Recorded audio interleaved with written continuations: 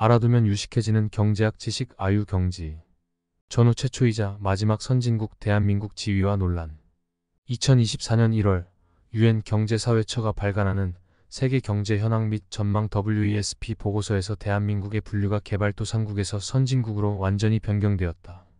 한편 내란, 내전, 전쟁 같은 치명적인 사태가 발생하거나 막장 독재자가 집권하지 않는 이상 후진국은커녕 중진국 수준으로 떨어질 일은 없다고 봐야 한다.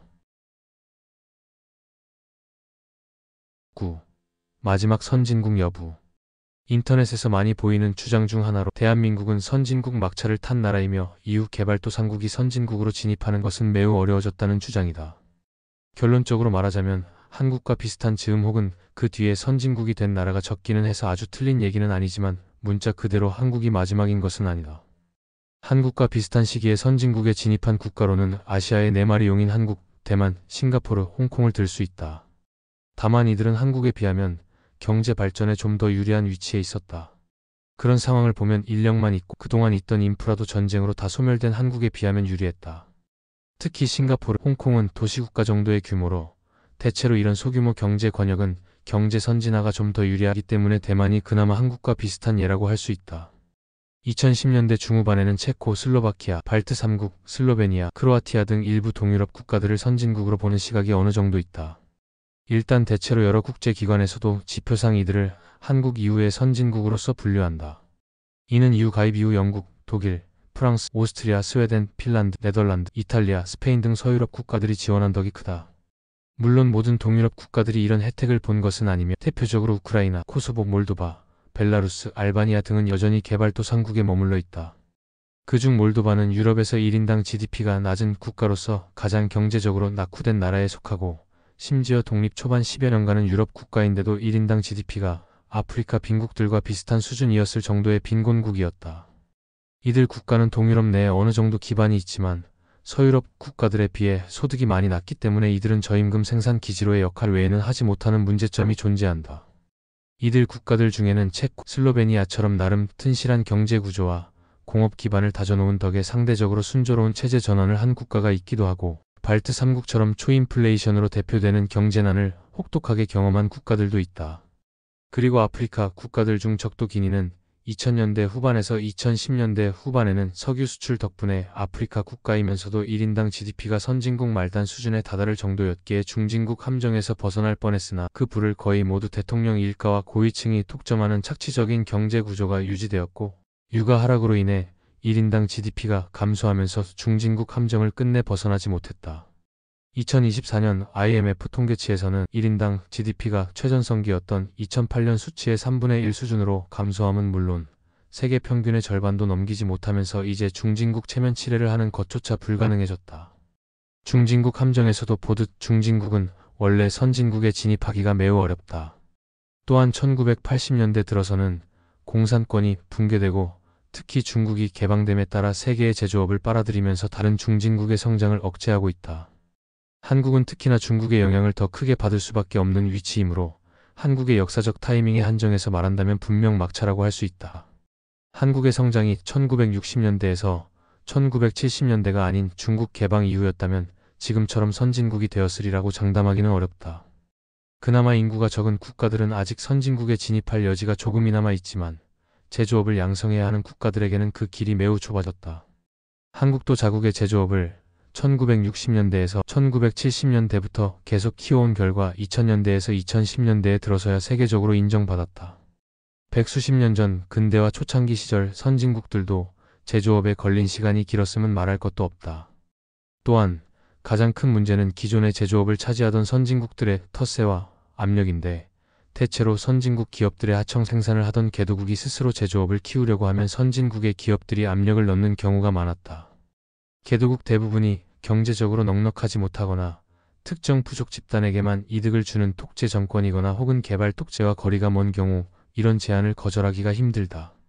결국 그런 식으로 선진국들은 후발 개도국들의 국산화를 방해하면서 개도국들은 계속 선진국의 기업의 하청만 맞는 것이다.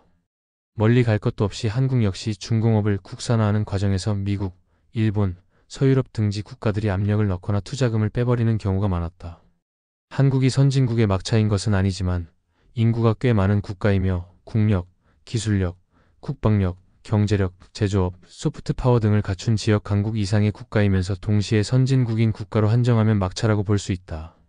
현재는 수천만의 인구를 먹여 살릴 능력을 갖추면서 선진국이 된 사례가 한국 이후로는 없고 가능성도 매우 낮아졌기 때문이다. 일부 강대국들 중 경제 개발을 하고 있는 국가들은 하나도 빠짐없이 중진국 함정에 걸린 상태이다. 효자 산업인 2차 산업은 앞으로도 현재의 제조업 강국들의 체제가 유지될 것이고 앞으로 한국 이후로 강국이나 다국적 제조사를 가진 기업이 나올 가능성이 매우 희박해졌다. 중진국 함정의 요인 중 하나가 개도국들이 선진국의 기업체 및 공장의 하청을 맡아서 경제가 성장하다 보면 자국민의 인건비도 올라가게 되고 자국의 생산품 역시 가격이 상승하게 되는데 그러면 하청을 맡기던 선진국의 기업들은 더 저렴한 인건비를 찾게 되며 그 국가를 떠나게 되면서 단순 노동인력 중심의 구조가 경쟁력을 잃는 것이다. 한국의 경우 군사정권이 어쨌든 이 성장을 유지하기 위해 국내 인건비를 싸게 유지하여 가성비 있는 제품을 만들며 세계화에 안착하는 정책을 펼쳤다.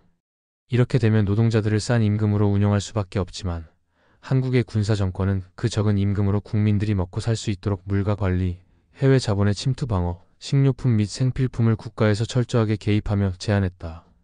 현재 다른 개발도상국들은 그러한 정책을 펼치지 못해 노동자들은 노동자대로 적은 임금을 받고 물가는 잡지도 못하며 중진국 함정의 수렁에 빠져드는 것이다.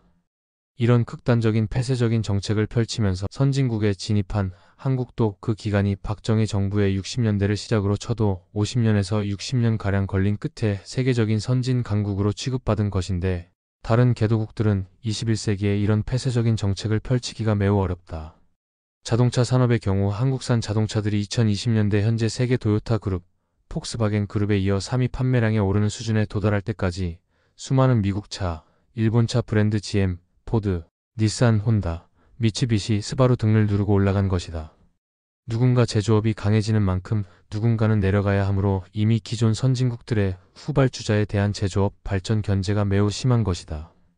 그나마 현대차, 삼성전자 등이 올라올 때만 해도 미일 간 무역 분쟁 같은 상황에서 일종의 틈새가 있었고 냉전 시절만 해도 같은 진영 국가끼리는 기업 차원에서 견제를 하더라도 국가 차원에서는 어느 정도 도와주는 분위기가 있었지만 냉전 이후, 특히 21세기 이후에는 사다리 걷어차기가 심해졌다. 특히 자동차 산업이 이런 현상이 심해졌는데 20세기부터 있었던 수많은 자동차 제조사들이 피 터지게 경쟁하여 몇몇 회사는 완전히 도산하여 공백이 생기는 것이 아니라 경쟁력이 약해진 회사들끼리 기존 기득권 자동차사들의 인수합병, 경영통합, 얼라이언스 맺기 등으로 일종의 카르텔을 형성하고 있어 개발도상국의 신규 회사가 진입하기가 더 어려워졌다. 자동차사의 예를 들었지만 현재 여러 분야의 제조업 분야에서 이렇게 되어가고 있다. 제조업뿐 아니라 고브랜드 스포츠 메이커 경공업 분야도 이런 경향이 매우 심한 편이다. 현재 세계적으로 알려진 의류 스포츠 신발 메이커도 대부분이 북미 서유럽이고 이제는 후발 국가 기업이 끼는 것 자체가 불가능한 시장이 되었다. 이 분야의 압도적인 지분은 영미권이나 이탈리아, 프랑스, 스페인 등이고 그 후 알려진 브랜드를 갖는데 성공한 독일과 일본도 아디다스, 아식스로 어찌어찌 진입했다. 한국도 이 경쟁에 발을 하나 담그는데 어렵게 성공했는데 이탈리아의 브랜드였다가 망해가던 걸 인수해서 한국산 브랜드로 만들어 현재 이 스포츠 메이커 상위권에 이름을 올리는데 성공한 필라가 바로 그 브랜드이다. 한국 같은 후발주자도 결국 기성 기업이 무너질 위기에 처하자 인수하여 국산화에 일으켜 세운 걸 이 자리에 세운 것인데 그 후발주자들이 진입이 어려운 것은 훨씬 더 자명하다. IT 분야의 경우 그나마 제조업에 비교하면 비교적 초기 투입 자본이라거나 다양화 등이 자유로워 다른 국가들도 가능성이 있는 분야이다. 그러나 이 역시 제조업을 갖춘 국가에서 해당 제조업 기술들이 창출하는 IT 분야의 대규모의 일자리, 사업, 시장의 가능성과 규모는 갖추지 못한 국가와 비교 차원이 다르다. 심지어 제조업이 IT 기술을 받아들이는 현 국제적 상황상 결국 제조업을 갖춘 국가들이 IT 역시 죄다 잠식해버리는 현상이 벌어진 것. IT는 또한 인프라, 보급 또한 매우 중요하다. 인도를 예로 들면 IT 인프라 보급도 열악하고 두뇌 유출은 더 심하다. IT는 해외 유출이 특히나 더 심한 분야라서 현재 주요 강국, 선진국의 국민이 아닌 IT 인재들은 전부 유출되어 자국을 발달시키지 않는다. 10. 세계사적 의의. 현재 세계에서 주요 선진국 및 강대국들은 제국주의를 통해 식민지를 거느렸거나 원주민을 해치며 나라의 기반을 다진 곳들이 대다수이다. G7 국가들로 예를 들면 제국주의 국가로서는 선발주자였던 영국, 프랑스와 후발주자였던 독일, 일본, 이탈리아가 있다. G7 국가는 아닌 스페인도 원주민 학살, 제국주의의 선발주자였다.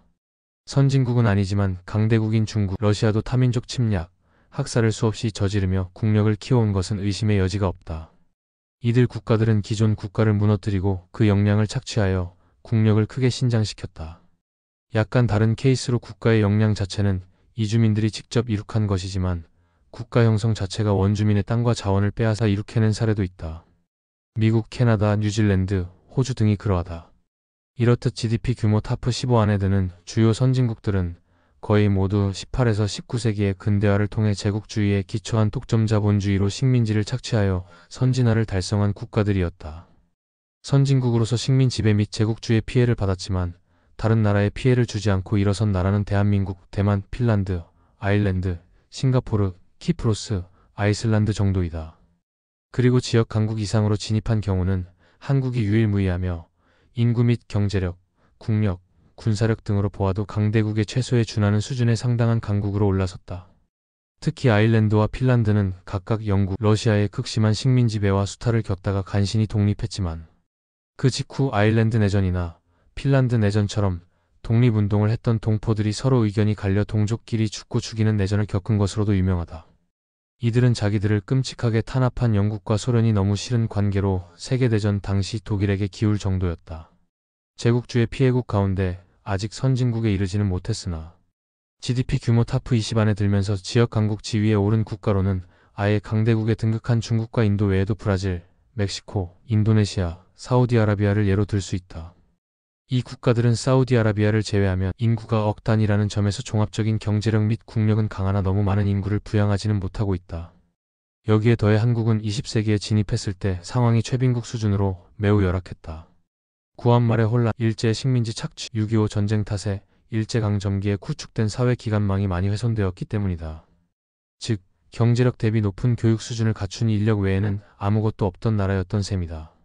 한국은 전후 이승만 정부 시기에는 실질 1인당 GDP가 현재 가치로도 500에서 900달러 남짓에 불과한 극빈국 중의 극빈국이었다. 그런 국가가 50여 년 만에 지금처럼 완전한 선진국으로 자리 잡은 경우는 세계사에서 유례를 찾기 힘들며 GDP 규모 탑 15 안에 드는 주요 선진국 중 근 100년 사이에 최빈국이었던 국가는 한국이 유일무이하다. 대한민국의 체제, 경쟁 대상인 북한에 비해서도 비교할 수 없을 정도로 비약적인 성장을 이루었다는 점은 사회학, 인류학적으로도 좋은 연구거리가 된다. 잘 알려져 있는 것처럼 대한민국과 북한은 문화, 역사, 지리적 상황을 공유하고 있으며 단지 대한민국은 제1세계, 북한은 제2세계의 지원을 받았다는 사실이 다를 뿐이기에 여러 다양한 변인이 통제된 사회 실험처럼 기능할 수 있다.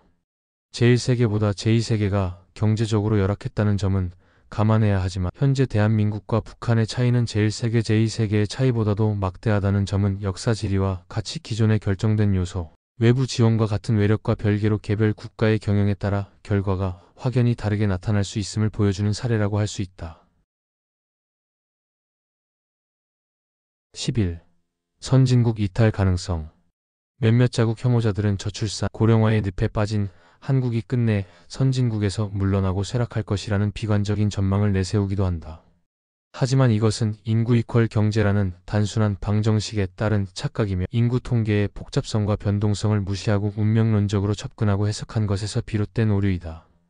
한국은 세계에서 단위 노동자 1만 명당 로봇이 가장 많은 나라이고 로봇 증가량도 가장 높은 국가로서 산업 자동화율이 세계 1위에 달한다. 한 외국인 이민 비율과 다문화 가정 비율도 증가한다는 점을 간과하면 안 된다. 더욱이 생산량 대비 부양 인구가 많은 고부가가치 산업인 반도체를 비롯한 최첨단 산업들을 한국이 계속 유지하는 이상 인구가 감소한다 한들 저성장의 길을 걸을지언정 내란, 내전, 전쟁 같은 치명적인 사태가 발생하거나 막장 독재자가 집권하지 않는 이상 후진국은 커녕 중진국 수준으로 떨어질 일은 없다고 봐야 한다. 한국이 세계 최악의 저출산 국가가 아니냐는 반문이 있을 수 있지만 이미 대다수 선진국들은 한국보다 훨씬 예전부터 장기간 저출산을 경험해왔고 이는 지금도 완전히 해결된 문제가 아니다. 게다가 여태껏 높은 출산율로 국가의 경제를 지탱해오던 동남아시아 등의 개발도상국들도 가파른 추세로 저출산의 늪에 빠지기 시작한 것은 마찬가지이다. 한국의 산업체계는 첨단화와 자동화가 인구수에 비해 지나칠 정도로 진행되었기 때문에 2020년대에 들어서 흔히 한국의 근미래 인구수라고 유행처럼 떠도는 3천만 명대로 떨어져도 전체적인 GDP가 줄어들지언정 나라가 망할 일은 없다. 애당초 현재 출산율과 인구수로 우려하는 말들이 나오는 것도 인구 감소로 인해 전체적인 경제의 파이가 줄어들어 향후 국방비 같은 필수 지출액의 절대적인 액수가 줄어든다거나 하는 미래를 우려하는 것이지, 국가 멸망, 민족 소멸 같은 허무맹랑한 가능성으로 진지하게 고심하는 전문 기관은 거의 없다. 또한 선진국 개발도상국 관련해서 국가 경제의 급을 나누는 것도 1인당 GDP 기준이지 전체 GDP가 아니다. 언론에서는 대외 경제적인 위기 상황이 도래할 때마다 한국이 중진국 함정에 빠질 것이라고 경고하지만 실상은 전형적인 공포심 조장용 선동이라고 봐야 한다. 또 정권에 따라 정치적 목적으로 눈 떠보니 후진국 운운하는 것도 한국이 선진국이라는 인식을 악화시키고 있다. 한국의 외환보유고 수준은 세계 9위에 해당하며 한국은 2024년 3분기 기준으로 순대외 금융자산이 1,300조 원을 넘는 채권국이다. 게다가 북한의 전쟁 위협과 코리아 디스카운트를 감안해도 한국의 신용 등급은 동아시아 1위를 유지하고 있으며 지금도 많은 해외 투자자들의 해외 자본을 유치하고 있다. 그만큼 한국의 경제 체력과 금융시장 신뢰도가 과거 1997년 외환위기와 달리 매우 견고해졌다는 뜻이다. 또한 성장이 멈춘다고 한국이 선진국에서 내려올 가능성은 없다. 이미 1990년부터 30년 이상 경제 부진을 겪고 있으나 여전히 주류 선진국으로서 팝값은 하고 있는 일본, 마찬가지로 10년 이상의 장기 불황의 유로존 위기로 침체기에 빠졌음에도 선진국 지위를 유지하는 스페인 및 이탈리아만 봐도 알 수 있다. 상술한 선진국과 강대국의 차이로 인해 한국인들이 중국, 일본과 대적할 대국이 되지 못할 거라는 불안감이 불필요하게 증폭되는 측면이 있다. 이 같은 인식 때문에 인구가 감소하면 선진국이 못 된다라는 인식마저 팽배하게 공유되는 것이다. 물론 인구수가 선진국의 기준으로 작용하는 것은 아니며 지구상에서 5천만 이상의 인구를 가진 국가가 사회 안정과 경제 번영을 이룩한 사례는 매우 드물다. 사실 상술한 것처럼 한국의 이러한 불안 심리는 한반도 특유의 지정학적 국제 정세 때문에 이러한 의견이 표출되는 것도 있다. 이상으로 전후 최초이자 마지막 선진국 대한민국 지위와 논란이었습니다.